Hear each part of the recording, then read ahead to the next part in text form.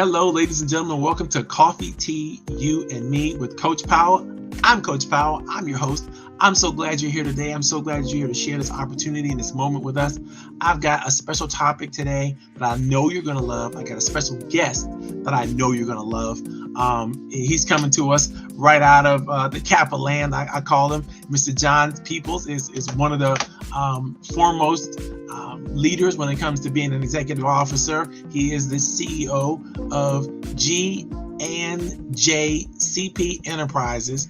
This is his personal vocational rehabilitation organization, and that's what he works on. That's what he does. He's going to be telling us a little bit more about himself in just a few minutes. What I want you to do while you're on the screen with us, I want you to make sure that you do everything you need to do. Make sure you log in, make sure that you share the information, make sure you go ahead and like us on Facebook, or give us a thumbs up on YouTube. Whatever you do, we want lots of engagement. We want to make sure that you create as much engagement as we possibly can, because this way we don't keep the show a secret. We do everything we can to highlight, uplift, and do everything we need to do for small businesses. That's my love, that's my passion, and it is in fact my gift. I love supporting and developing, helping small business leaders find a space, find a place, create more opportunities for them to grow, create more opportunities for them to focus, create more opportunities for them to produce and perform at super high levels. That's what it's all about, and it's what's said and done. Today's topic comes from a series that we've been talking about for the last couple of weeks, and we're going to continue for the couple of weeks after. We're going on part 2 of the series about mindfulness, right? And there we find there's a system in place. There's a system in place that helps you understand how to become a high performer, and you need to use that system very well if you're going to do it. And let me give you some of the heads up about the system. The system is about mindfulness, right? It's about mindfulness and using mindfulness to lead you to high performance. And so there's at least 4 categories in the systems that we're going to talk about, right? And these issues are seriously and they're really important. Mindfulness leads you to gratitude. Gratitude leads you to satisfaction. Satisfaction leads you to high performance. What we know about high performers is they're usually happy people. People that perform really well at whatever they're doing are happy and joyful in what they need to. But before they can get to that kind of happiness, that kind of glee, that kind of satisfaction, that kind of joy, they have to be able to understand where gratitude comes from. Because what are you happy about if you're not grateful, right? So the thing about gratitude is, you need to understand how to see the world that you're in, look at everything that's going on, the goods, the bads, the highs and lows, and find out and choose how to and what to be grateful for. In order for you to be grateful, really, and really understand what's really going on right now in this space that you're in right now, you have to be mindful. Now, mindfulness is about not just about that awareness of what's going on, but being able to control and think about and focus on the things you need to focus on and think about that move you forward, and then control your own emotions about that. So if you can choose the right emotions to be happy, be thankful for, and exhibit gratitude, then you're going to walk into every situation that you walk into with a level of satisfaction, with a level of happiness, with a level of joy. If you do that really well, now you get to perform with that spirit in mind. You get to perform with the heart of passion, with the heart of joy, with the power associated with doing everything that you need to do exceptionally well, and enjoying yourself while you're doing it. That makes the excellent performer. That's the difference between a performer and a producer. Producing is good. Nothing wrong with being a producer. But if you want to be a high-level performer, you're going to have to add that special juice. You're going to have to add that special opportunities or special things that come from. We're going to talk all about that over the next few weeks. And today, specifically, we're going to break down mindfulness. Last week, we talked about the system, the total system, the mindfulness system. This week, we're going to get into the details and what mindfulness is, how it works, how we've used it, how people react to it, and we're going to have a great deal of fun as we do it. Today, before we get started, I want to make sure you get a chance to participate in every way you possibly can participate. So make sure that hit us up on LinkedIn, go and give us a thumbs up on YouTube, on Facebook, wherever you're watching, wherever you're calling from. And if you're calling from any place other than the Washington metropolitan area, do me a favor, in the chat, I want to see your name. I want to see the place that you're calling in from. If you have a business that you like to promote, go ahead and put your information in the chat. I have no problems with that. Put your information in the chat. If you got a new event coming up, if you got a sale coming up on something, if you got something that you wanted to know about and promote, go ahead and put that information in the chat, because I might pick that up and give you a little shout out on the show and highlight it on the screen and help people come back to you so that you can find you. It's going to be a great opportunity for you to engage, a great opportunity for you to share who you are, where you're coming from. If you're coming from out of town, let us know. Wherever you're coming from, let us know what your name is, and so on and so forth, because I like to keep that. Also recognize that everything you say and do will be archived, right? So you'll be able to go back and share this with your friends, share this with people that you're connected to, have a good time as much as you possibly can. This is digital content, and it's going to be recorded on Facebook, on YouTube, and on LinkedIn. Don't forget to like us. Don't forget to submit. Don't forget to share, subscribe, do all those wonderful things that will help us, again, promote the show, keep the show going. This is Coffee, Tea, You and Me. And right after these messages, I will make sure that you get, I had a message from John that distracted me for a minute. John, I'll get to you in just a second. I want to make sure I do all my promo stuff.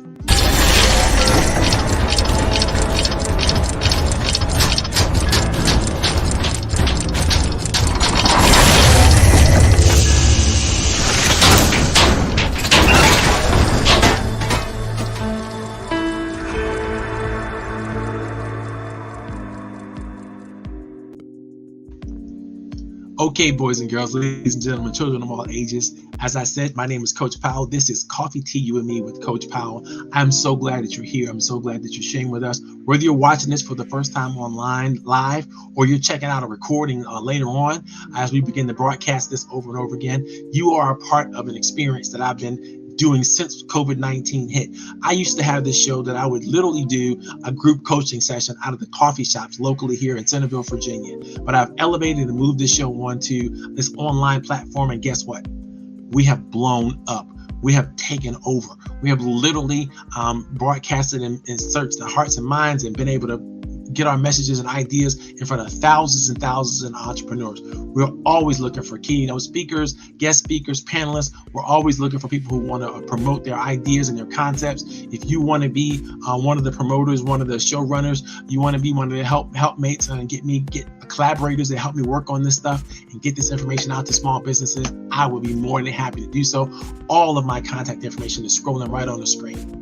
So you'll be able to see everything we're doing, everything we're all about, everything we're doing. And I will also invite you, if you haven't already, join me on LinkedIn, connect with me on Facebook. Make sure you've hit me up on Twitter.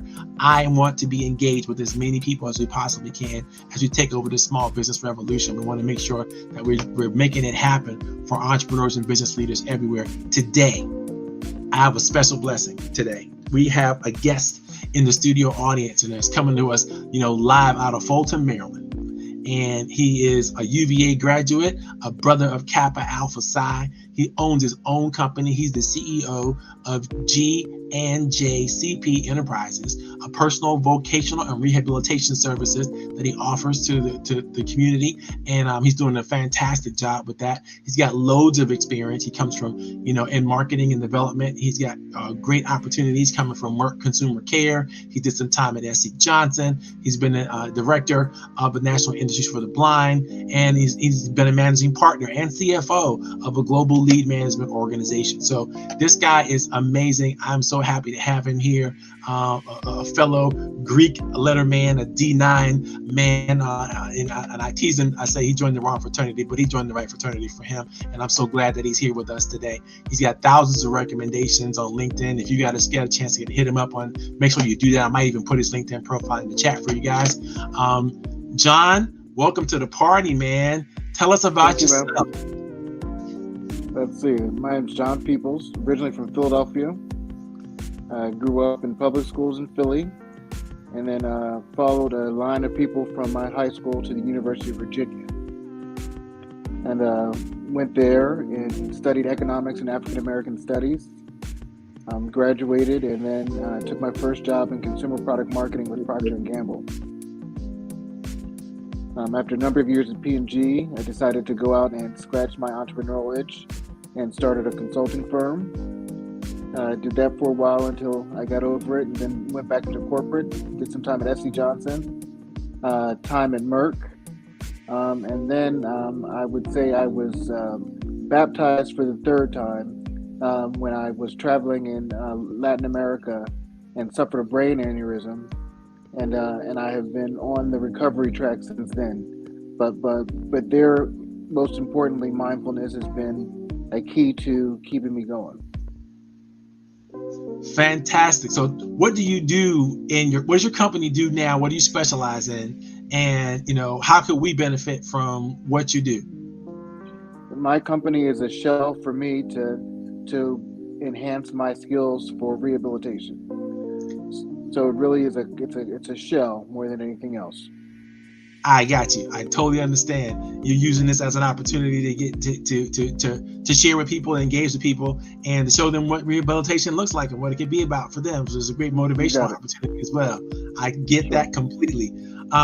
So I know you're a good Kappa man. You came out of Philadelphia. That's amazing. I got a Kappa story for you. You're gonna love this. Okay. The first POMARC of the first grad chapter in Philadelphia, was a great uncle of mine. His name was, we called him Pet, but his real name was Clinton Claymore the First, and we have several members of the family named after him. But he's one of the first doctors in the African American community. His name is Tamlin Cephas Powell. Okay. He was one of the first doctors to come out of Howard University back in the day, and he helped start the Founders Hospital there in Philadelphia.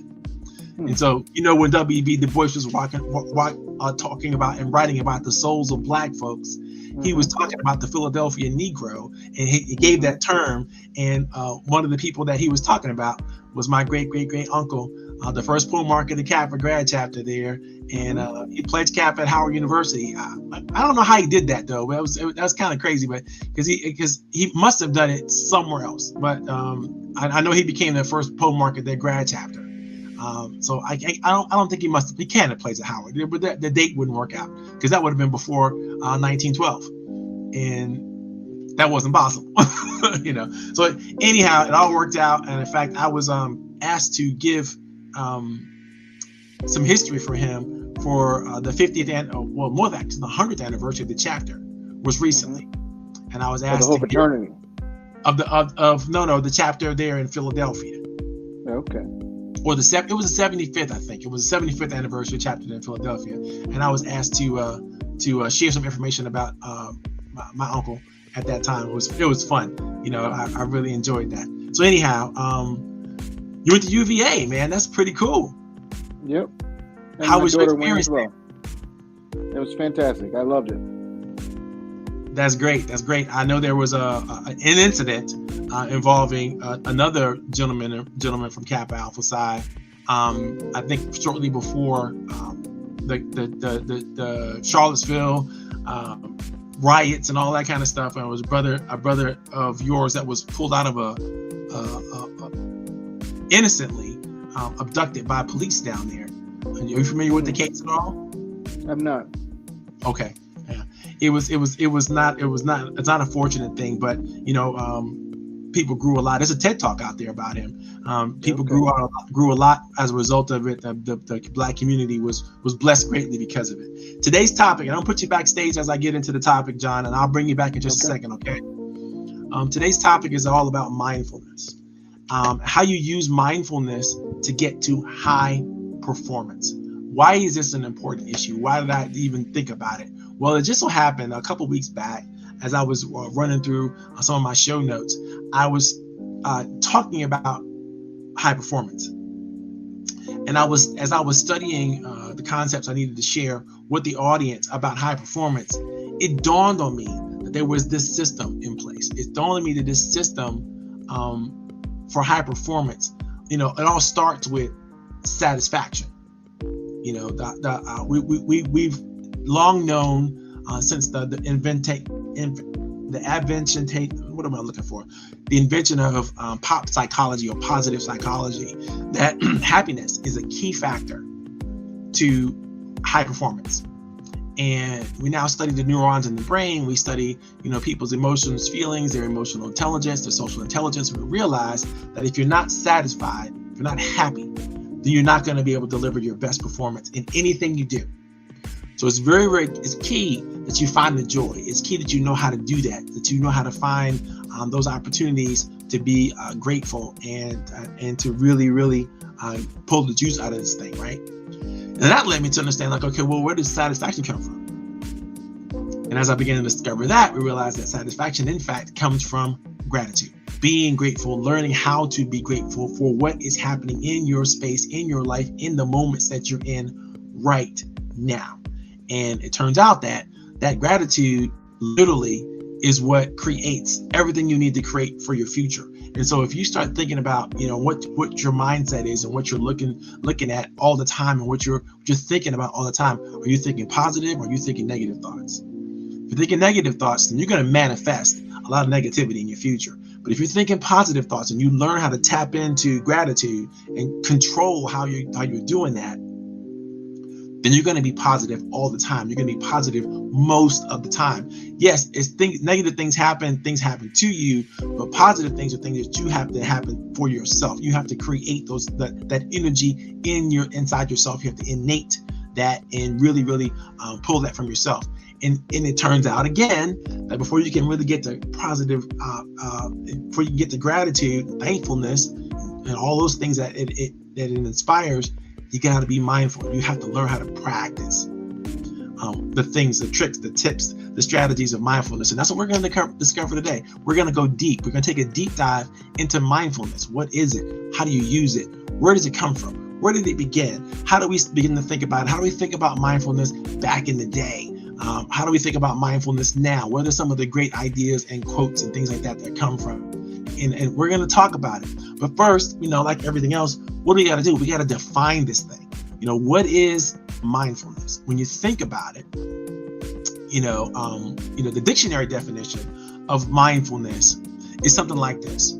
Pretty much it's the mental state that you need to be in to achieve focus and awareness on the present moment. So mindfulness is a mental state, all right? It is a mental state.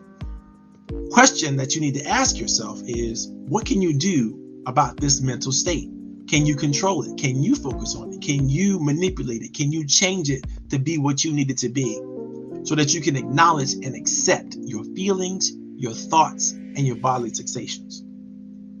Now, we already know, if we studied yogis and swamis and people all over the world who are able to reconstruct their neural pathways, who are able to change how they use their mind and how they can use their mind to impact their bodies. Stuff that you didn't think you could regulate, like your breathing, not just your breathing, but your heart rate and your ability, your organs, and how they share certain hormones, and how do you do that? And if you can get control of that all in your mind, think about it. We all know that the happiness hormones that we produce, right? They're dopamine, serotonin, and oxytocin. Dopamine, serotonin, and oxytocin. What if your practice, your mindfulness practice, was so strong that you literally could manufacture dopamine, serotonin, and oxytocin at will? This is going to mean whenever you want to, you can give yourself a sense of calm.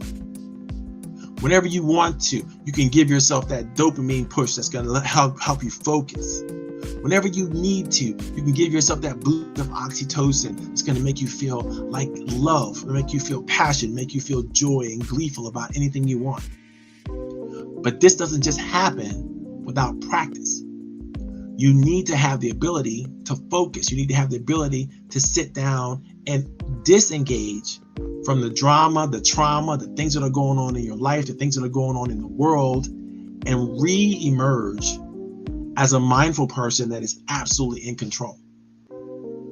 It's tricky, but there's some rules to this. And if you follow these rules, if you follow the facts and the features that I'm going to share with you today, I promise you, you'll be able to be better and better and increasingly better at becoming more mindful. Now, there's two facts about this mindfulness stuff that we've always talked about. You know, if you read the Bible, you're going to realize that these two facts have been there, and they've been in the existence, and people have been aware of them for a long time. First fact, and this is primary.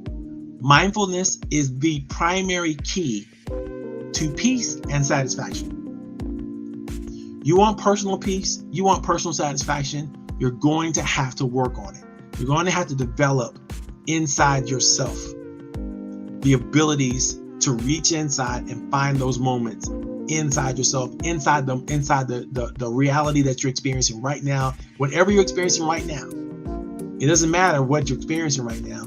You get to choose how you want to perceive it and what it's going to mean to you. Even if it's something that you might consider traumatic or problematic, or an obstacle, or somebody might be saying something about you you don't like, or something might be happening to you that you don't really appreciate. That's okay. It's okay for you to have those feelings, accept them, acknowledge those feelings, but now you have to learn how to dismiss those feelings and then embrace the attitude, the mindset that you need to embrace to come up out of the situation and move yourself forward. This is understanding how mindfulness can then be a control mechanism for various elements of your brain and how you can use your brain to move yourself forward. That's rule number one. Understand that mindfulness is primary. It's a key to peace and satisfaction. Second, core belief you must understand and embrace. If this mindfulness stuff is going to talk to you, work for you, it's not going to be just a bunch of woo-woo stuff, right? You have to understand that we all have the innate tools that we need to access those high levels of mindfulness. Everybody has it. There is nobody, no matter where you are, if you're thinking, if your brain is running and it's functioning, it's not too late. You will always be able to recreate high levels of mindfulness, which means you will have control over your attitude. You'll have control over your thoughts. You'll be able to dismiss the things that are negative and embrace the things that are positive, the people that are positive, the loves of your life, the things that are passionate for you. You'll be able to consciously bring yourself back into the space where good things are happening, and good things are happening for you, and then good things happen because of you when you are fully embracing the mindfulness rules, the techniques, and the strategies. Now, I know a lot of you out there have thought about this, you've heard about this, you've shared about this, and if you've got some ideas that you want to put into mindfulness, make sure that you put that information in the chat, because I really want to talk with you about that. I see my buddy Michael Whitlock is out there. Good to see you, Mike. Do me a favor, Mike. If you got some ideas about you want to share with people, put your website out there, put your phone number, your contact information out there. Michael is one of the premier business entrepreneur experts right here in Loudoun County, Virginia. He is great at what he does. He's a phenomenal person, a phenomenal leader, and I love hanging out with him. So, Mike, if you get a chance, I see you on Facebook. Go ahead and put your stuff in the chat so other people can see you, contact with you, and find you. Let us know what your new website are, your contact information, whatever you want, and I'll put it out there. Yes, this is in fact an interesting topic. And if there's a question, by the way, anybody has about what we're sharing today, let's make sure you put the question in the chat, because I want that's an opportunity for us to engage. That's an opportunity for us to go further. John, I see you backstage. You got your camera already and set up and everything. Is there anything that you would like to share with the audience before I go further about this whole concept of what mindfulness might be and what it looks like for you?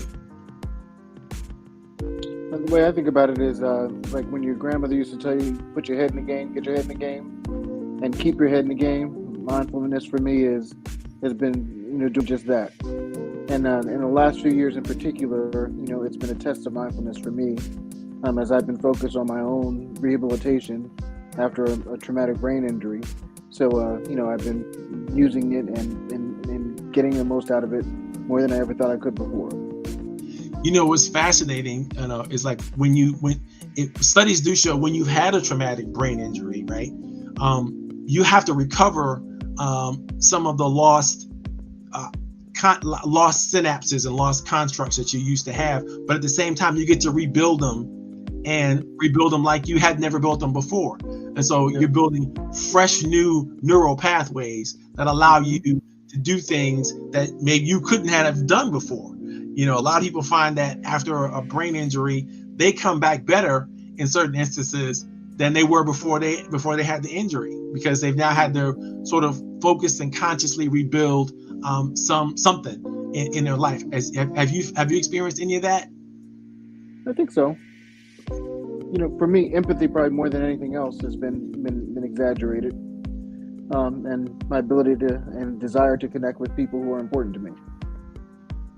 That is fantastic. That's phenomenal, because a lot of us we take so much for granted, and when we do that, obviously we miss out on opportunities to be grateful, right? Because when you don't have empathy, you don't know what's really going on with other people. You don't really know how they're feeling and what's happening with them. But as you start to grow that muscle, right, you start to be aware, like, oh my God, something can happen. I could do something here, or I could say something here that might empower someone, or that might remind them that they are a gift of the universe, and they're here for a reason and a purpose.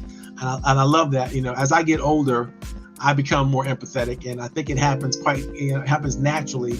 Anybody who's plugged into community service, who's plugged into the world around them, would naturally, I think, become more empathetic in order to, because at some point it becomes your survival mechanism, as far as I'm concerned. Sure. I always say children are a good catalyst too. Absolutely. That is beautiful. That's a great thought. Thank you for sharing that. That's really cool. All right, so I'm gonna put you backstage for a little bit, and I'm gonna keep this party going. We'll come back in just a second. Okay, so back to mindfulness. We find there's some key rules to mindfulness. Again, I didn't make these rules up. These are just rules of the universe. These are just things that happen. And I'm gonna go through the rules with you. I'm gonna go through all 7 rules of mindfulness with you, and then we're gonna try to break them down a little bit and see where they come from. And maybe if you have a question again, throw it in the chat. If you have some ideas you want to share, feel free to throw it in the chat. Michael and I will beat this up back and forth. If you have a question for Michael, or you have a question for me, definitely put it in the chat. And as we go through, we'll go through it. We'll try to see if we can't create some engagement around this stuff. Okay, rule number 1 in mindfulness is you got to keep your cool. If you don't keep your cool, you'll be losing control, and that's not a good look. Number 2, align your desires with your unique destiny and purpose. Then that means you got to be aware of your unique destiny and purpose in order to align your wishes and your wants and your dreams and your thoughts and desires with that purpose. But it's very, very important that you do that. Number 3, gratitude is the ultimate weapon. You got to know that. People who are not grateful have a hard time with creating a mindful experience and really getting where they need to go. Number 4, you need to proceed with caution until you achieve an appropriate level of wisdom. I think it speaks for itself, but we'll take a little deeper. We'll go a little deeper into it later on. Number 5, go all in when you find the situation is right. You got to fully commit. When you find the situation is right, you can't still be, testing the waters and trying to figure out if this is the right thing. Should I go now? Should I fully commit now? When you find it's right, when you've done your work and you've really done everything, you've practiced number 4, it's time to go all in. So do it. Number 6, understand that we all have this spirit, this power to love, and this power of self-control. We all have it. It's all innate within us, but we have to work on it in order for it to grow. Number 7, always think and do for a higher purpose than yourself. If you get stuck in thinking that everything is about you, you're not going to be able to grow. You're just not going to be able to make it. It's not going to be able to happen for you. You might have some short-term success, but you will not be able to have sustainable long-term success. So let's get into number 1. Keep it cool or lose control. I love this one. Everybody says it. Be cool. Keep it even keel, right? Make sure that you don't rock the boat, and don't let your boat get rocked by other people, right? Everybody says that. That's an important mindset, an important way to think about it, an important way to be. But how do you do it? How do you keep cool? How do you keep your presence? How do you keep your state of mind when everything is going wrong? It's funny. As a former Army officer, I was trained should literally be able to think and help other people, give orders, and make sure things are working well under stressful atmospheres, under uniquely stressful circumstances. I was trained how to continue, make sure I didn't go into defense mode, or I didn't go into panic. I started thinking. So even to this day, when things go wrong, that's literally when my brain wakes up. That's literally when I am at a point where I have the most clarity in my thinking. And it turns out that when a situation is urgent, it happens to all of us. When something is urgent, when something's going on, maybe even when we've procrastinated for a long period of time and the moment has arrived when we have to perform, we have to do something, that is literally when the moment comes that we got to get our act together and we got to do something, and we actually can focus more. Now, this is not a good thing always, because procrastination is not preparation. Procrastination is actually the opposite of preparation, right? It's delaying preparation. And sometimes you delay preparation, you delay it so long that your preparation, the lack of preparation, shows up in your performance. So you don't want to procrastinate just so you can get that dopamine kick that allows you to focus. You got to figure out how to build a sense of urgency long before you need to, so that you can begin to work on whatever project or program or anything that you're working on. And that requires you got to give it some deep thought and some deep focus, right? You got to turn off the rest of the noise that's going on around you so that you can focus.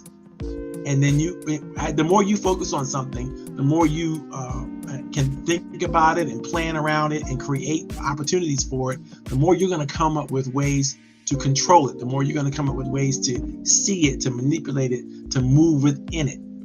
It is key to your ability. Now, this is called, I'm going to use this word over and over again so you guys get it.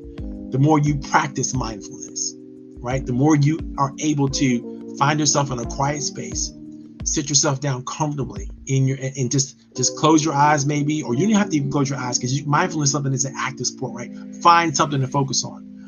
Focus on that thing, and then try to do that for 10 deep breaths in and out. Try to do that for 10 cycles of it. Try to keep your mind, if your mind drifts from the thing you want to focus on, that's okay. Bring it back and keep doing it. And as you find yourself doing that, see if you can focus on it for 20 seconds the next time, or 30 seconds the next time. Don't try to go for an hour of mindfulness practice. You got to get yourself warmed up to that, because your mind is gonna drift, and your job is to continue to get your mind back into the focus of the thing that you're trying to focus on. If you don't do that, you don't practice that regularly, bring yourself back into focus. You're gonna drift, but you bring yourself back into focus as you deep breathe. I love this deep breathing exercise. I'm gonna share it with you, and then we're gonna move on. This is an exercise called cooling breaths. I discovered it on some podcast, and then I read about it on several different articles, and it really, really works. This is how it works. If you purse your lips like you're about to whistle,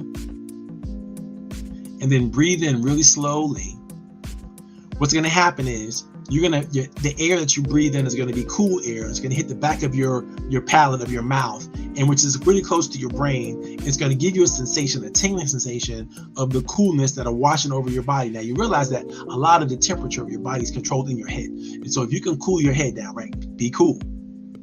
Cool your head down. Then you can reduce the stress that you're in, the temper that you may have, the anger, the frustration that you may experience, by just practicing that cooling breath, bringing that cool breath in, and then slowly out of your nose, breathing that out. Now, as you get good, you get control of the breath. Now I want you to throw a thought in there. Maybe something that you're going to be working on in the future, or something that you need to remember, an affirmation statement that you need to claim, a number. It doesn't make a difference what it is, but I want you to hold the thought in your mind as you're taking those cooling breaths, and you practice the repetition of those breaths over and over again. So it goes like this. This is just a couple cycles.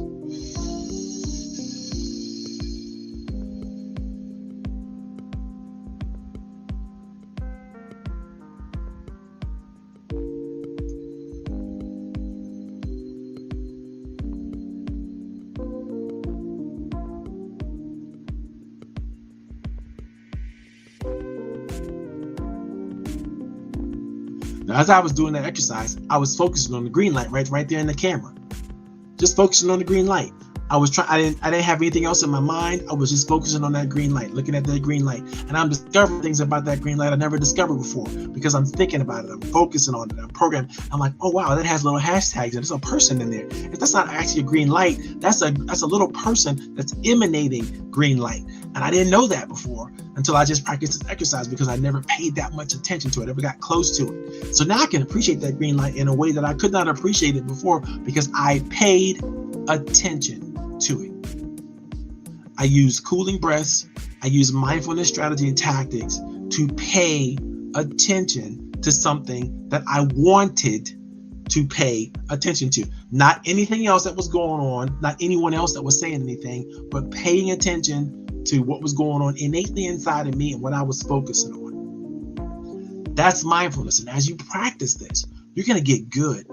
You're going to get good at controlling your thoughts. You're going to get good at being able to focus on the things you need to focus on. And it doesn't matter if you're ADD or you have or you're on some part of the spectrum, this really works to bring you into control of your mind and your thoughts, and then therefore your ability to see and do things that you might not have believed earlier that you could see and do because you really weren't controlling your own thoughts. And your inner world was out of control as well as your outer world. But your inner world should be the thing that you worked hard to control. That way you are always cool and you're following rule number 1. So if you can keep it cool, right, you'll always be in control. That's the rule. That's really simple. Number 2, we all have these innate tools. I just demonstrated them to you, that we have access to high levels of mindfulness. The higher we can get, the more we can practice this thing. And I'm telling you, here's a rule of thumb. Try to practice your mindfulness strategy. If you're in a workplace and you're doing even an 8 to 10 hour work day, at least take 3 to 4 breaks during that time. Break it up, right? That you're going to take a mindfulness break. And as you get good at this over the weeks and over the days, you're going to find that your days are filled with happiness, are filled with joy, filled with gratitude, especially if you're thinking about things that you could be mindful of. Like one of the things I'm always mindful of are my affirmation statements. These are my affirmation statements right here. You're a part of my Franklin planner. You can see the perforated edges here. It goes right in my planner ring, my planner that I use. And as I go through my plans every day, I kind of meditate using my mindfulness practice on my affirmation statements. And my affirmation statements are really statements that remind me of my values. Right? And as you're being reminded of your values and you're thinking about them and you're talking about them to yourself and you're focusing on them in of yourself, you're starting to emanate those values. And when you emanate those values in your behavior, those values that are positive, people start to see you as a positive, inspirational, uplifting person. And they begin to come around you because you become somebody that they love being around because you acknowledge their existence and you congratulate them, or you do things that are good for them. You pay attention to them, sometimes more than they've ever gotten paid attention to ever in their lives. And it's a very, very important thing to be able to do, specifically for those of you who are networkers out there. You want to make sure that people, when they experience you, that they're experiencing you well. So you have to make sure you keep your cool, don't lose your control. The number thing you have to do is align your desires with your unique destiny and purpose. That's an important rule. Okay, let's get into it. If you don't know that you are here for a reason, if you haven't really discovered what that reason is, mindfulness will help you get there. All you got to do is, in your mindfulness practice, begin to think about the things that you are skilled at. Begin to think about the capabilities that you have. Begin to think about the abilities you have and the people who say wonderful things about you, the people that you love. Use those as your focus point for your mindfulness practice. And you're going to find that you're going to begin to discover more and more and more about how you impact others and how you impact the world. And if you ask yourself what the trajectory of your impact might be, what you're currently doing right now, if you dial it up to its maximum level, whatever that is, right? You can begin to imagine and visualize a future self that has taken your values and your principles and moved them into higher levels of consciousness and focus on them in such a way that you become them. And as you become them, you begin to align all of your habits, all of your desires. Everything that you need to do will start to be aligned with that picture, that vision that you have created, allowed yourself to accept, and participated in when it comes to your destiny and your purpose, right? Because I understand that destiny is a shared experience with the universe and with ourselves. It's not just something that we just, I'm going to make my own destiny. No, guess what? You're in this thing with a whole bunch of other people. You're in this thing with nature. You're in this thing with God. You're in this thing with the universe. All of this is everything we are and everything we're going to be is completely connected to other people. And so if we don't do it right, other things are going to happen to make sure that we don't get to where our destiny is going to be until way later than we should. And so if you want to get there, if you want to start to work on your destiny, your purpose, you really got to align yourself. You really got to align your thoughts and align your actions and align yourself to that destiny and purpose as soon as is possible. This is critical. Those people who can do this are always walking in the light of their goals. They're always walking in the light of their own vision and their mission. And people are acknowledging them and seeing that gift in them and accepting them and rewarding them and then promoting them and then sponsoring them and doing the things they have to do to keep them going. It's very, very important that you do this. If you don't do this, you're going to find it difficult to have people trust you. You're going to have difficult with people to align with you, to believe in you, to help you when you need help, and we all need help. You can't do it alone. We're all in this thing together, right? Number 3, understand, and I've mentioned this earlier, that gratitude is the ultimate weapon.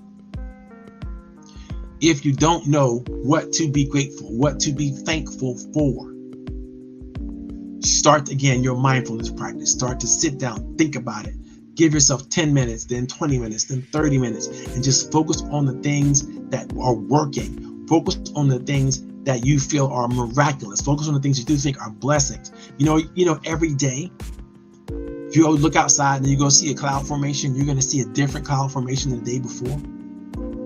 The clouds never form the same way twice, right? The sunlight might come up every day, and it may make a similar trajectory every day, but how it paints the sky is a little bit different every single day based on the cloud structure and the humidity in the atmosphere, which is different every day. Every day, a new miracle, right? Today I went out and looked at the cherry blossoms on my tree out front, right? Every blossom is different.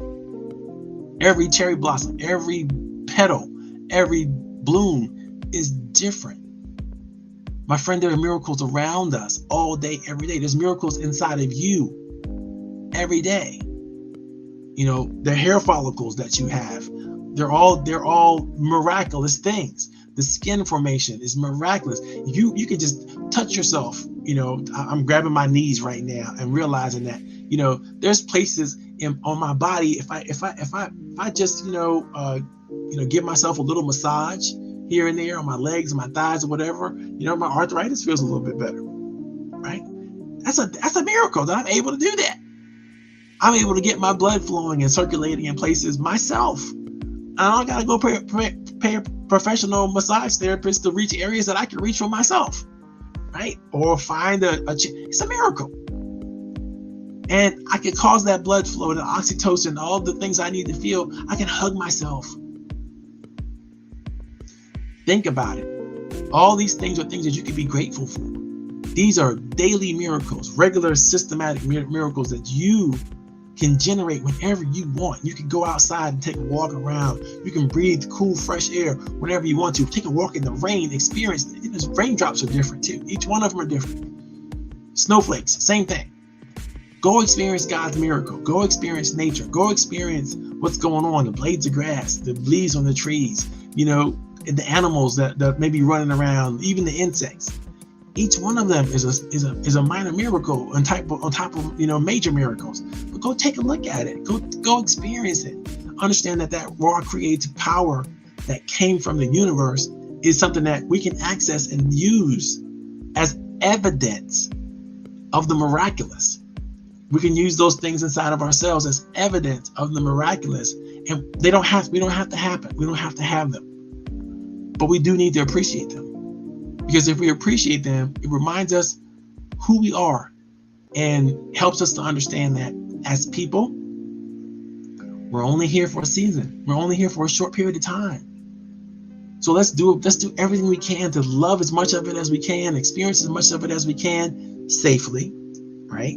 Because I don't want you to get into behaviors that are going to be toxic or bad for you, or allow you to, be distracted from your purpose, your destiny. But I do want you to engage, and I do want you to be alive with other people, with the universe, with the world. Go out and play. Go out and do something fun. Go out and enjoy this thing we have called life, because you don't know how long it's going to last. None of it is promised. It's all grace, and so I'm going to get off my soapbox and move on to rule number 3. Rule number 4, we talked about gratitude is the ultimate weapon. Rule number 4 is proceed with caution until you achieve wisdom. A lot of people just jump right into whatever next new opportunity they're in without really evaluating it, without really thinking about it, without really, taking it into their mindfulness practice and asking themselves, does this feel right? Does this feel aligned to my purpose? Does it feel like I'm supposed to be doing this or being a part of this? Is this an opportunity or is it a distraction?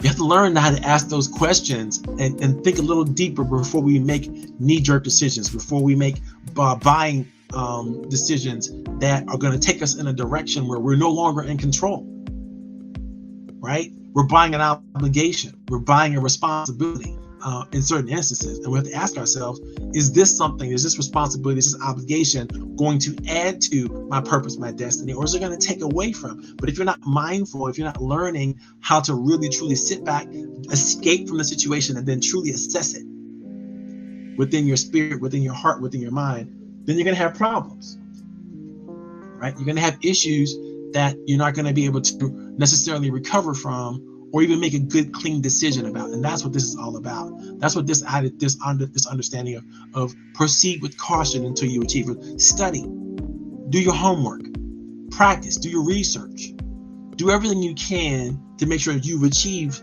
not just the knowledge, but the wisdom to make a discerning decision.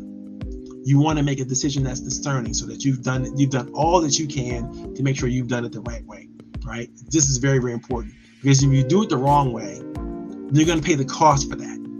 And the first cost is going to be inside of yourself. You're going to feel bad about yourself. And it might even take a hit. Your integrity and your self-concept might take a hit. And we want to protect that. So be careful. Proceed with caution. Do proceed. Don't be scared. But do go ahead and explore that thing. Go ahead and do your research. Go ahead and talk to other people about it. Go ahead and share the idea. Don't feel like you can't share your ideas, because you need to share them in order to perfect them.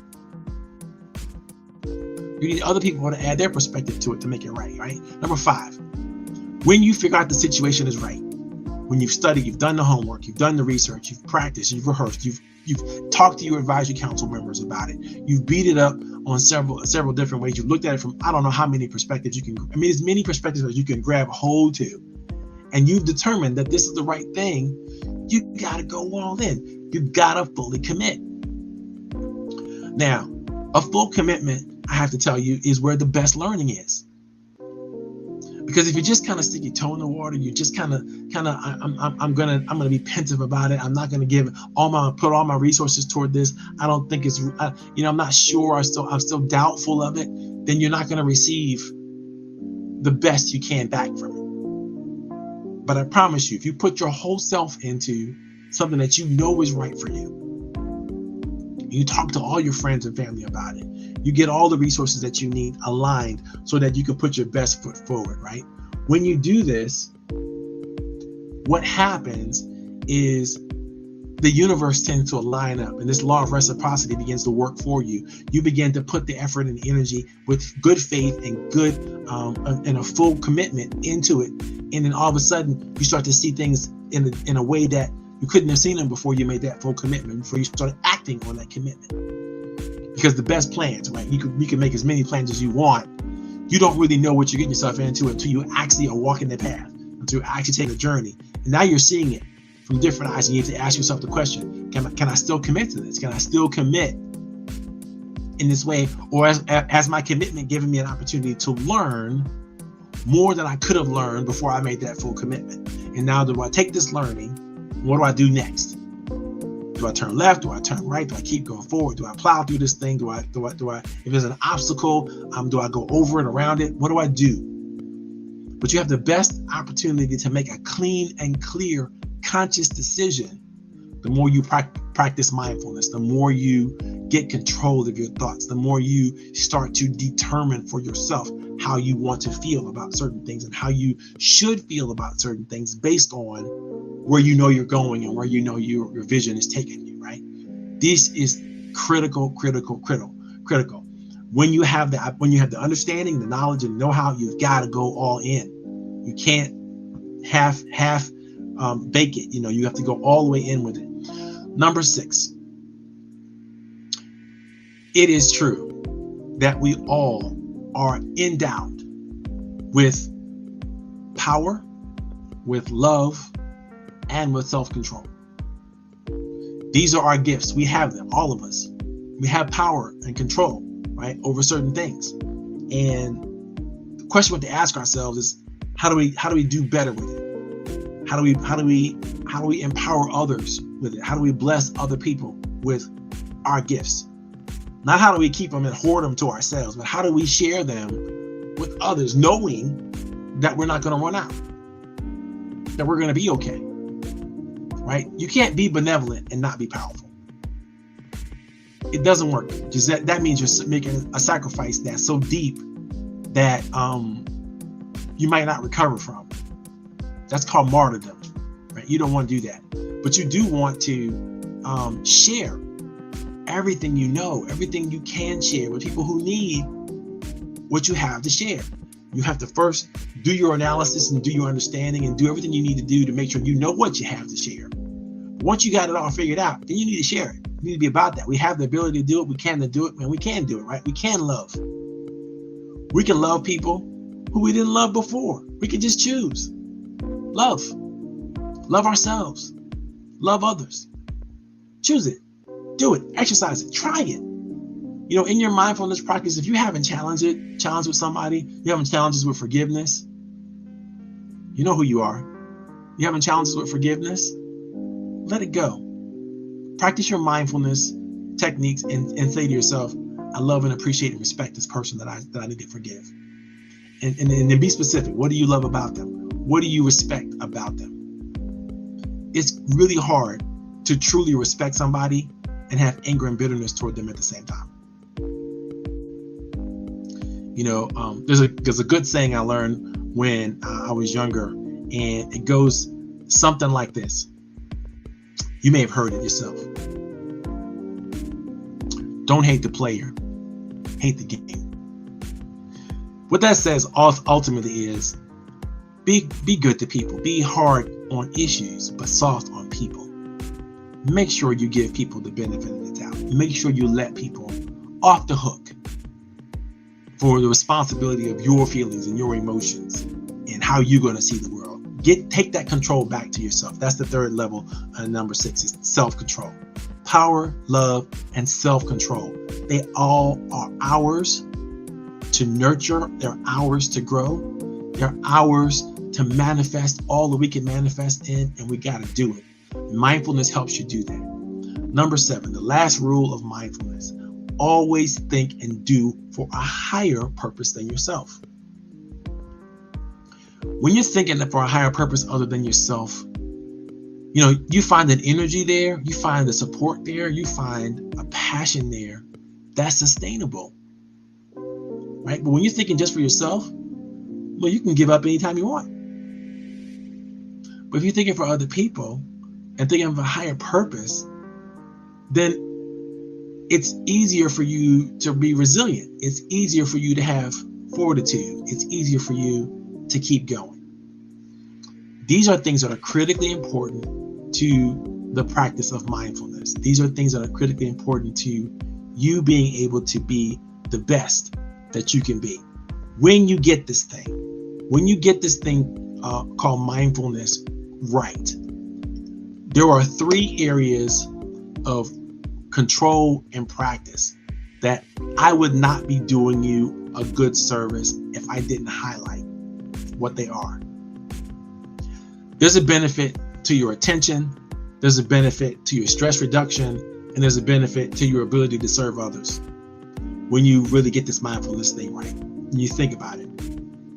When you can control how and what you pay attention to without distraction, you can focus on whatever you have to focus on long enough to make a meaningful, powerful difference in whatever that thing is or that person is. So mindfulness allows you to not get distracted and not be beat up by stress, right? Allows you to control yourself and to pay attention and to focus on what needs to be focused on in order to keep moving forward. That's thing one. Thing two, when you can control anger, fear, frustration, anguish, all the things that cause our heartbeats to go, our heart rates to raise in crazy increments and cause us to feel stress and pain and cause us to overeat or overcompensate somehow, some way for something so that we can find some level of satisfaction in a chemical, a drug, in food, sex, whatever, an addictive behavior start to take in because we're trying to compensate for our lack of something somewhere else. But if we can manufacture the same chemical response in our brain through mindfulness, now we don't have to go to the fast food counter. We don't have to go to any type of prescription drugs or even under non-prescription drugs. We don't have to look for outside stimulus to get to the place where we need to get to, the happiness, the joy, the satisfaction. We can get it in ourselves. And then we could kick stress right in the gut, say goodbye stress. We can deal with it much better when we're practicing that mindfulness. And the last benefit of mindfulness is the service benefit.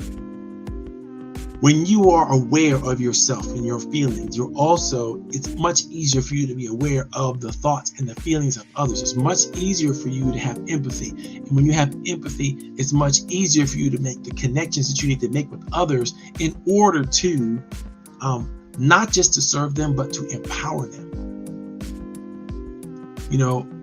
You as a mindfulness practitioner, as a high performer, are an example for everybody who gets to witness and experience you.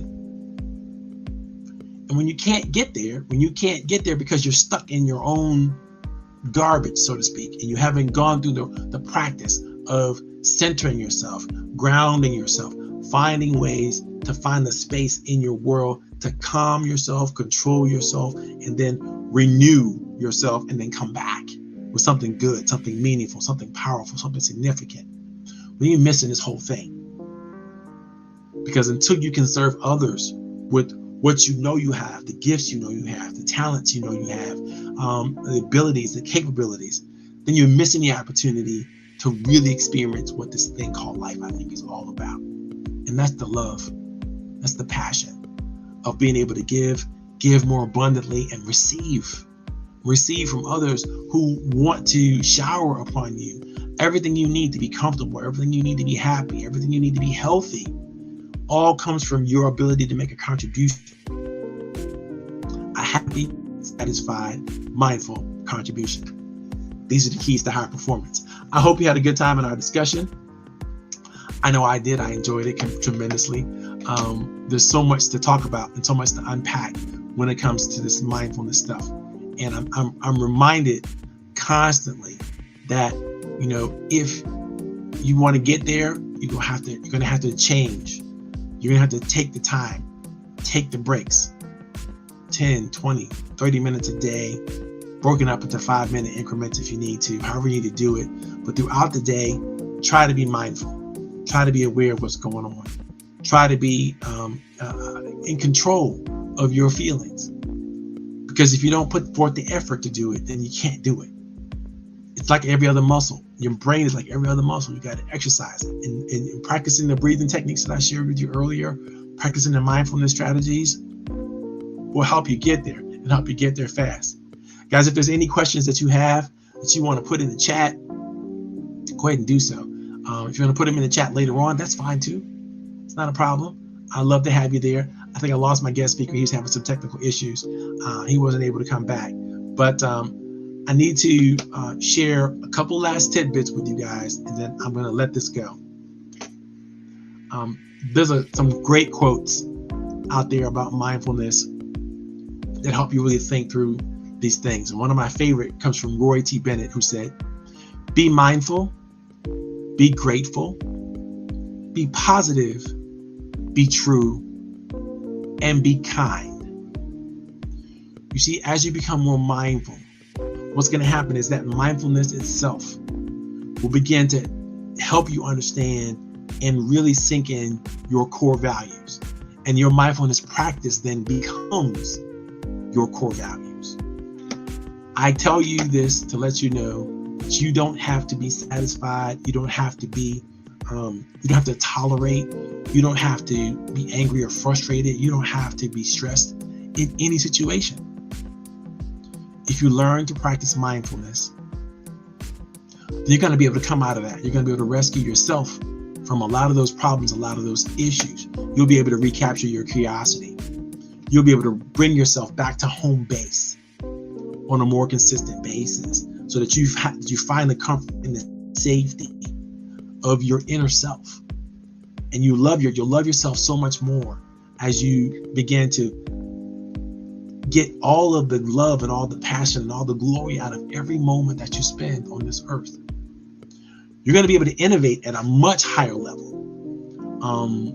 It's going to help you to create and recreate your realities in the ways that you want to create them. You'll always find an opportunity to escape into love and kindness and away from anger and frustration, because you'll be in control of these things.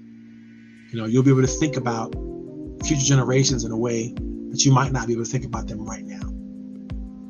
And as you build your character in the now, in today, right now, it's going to serve you well into your future. And finally, the mindfulness practitioner will always be able to recapture and take back the very essence of what it is to be a human, your spirit, your soul. You start to be able to control that thing. And at the end of the day, that's what the greatest benefit is to me, is to be the captain of my soul, right? The master of my fate, the completer of my own destiny. And I want and wish that for you. I know that it's not easy to do. A lot of practices that are coming up that you need to do. And if you need help with it, that's what the coach is here to help you do. If you need some exercises and things you want to think about, hit me up. Hit me up on LinkedIn. Hit me up on Facebook. Email me, text message me, whatever. Let me know that you saw the show. Let me know what you think about the show, and I will definitely respond. And if I not respond, blow me up on social media and talk badly about me.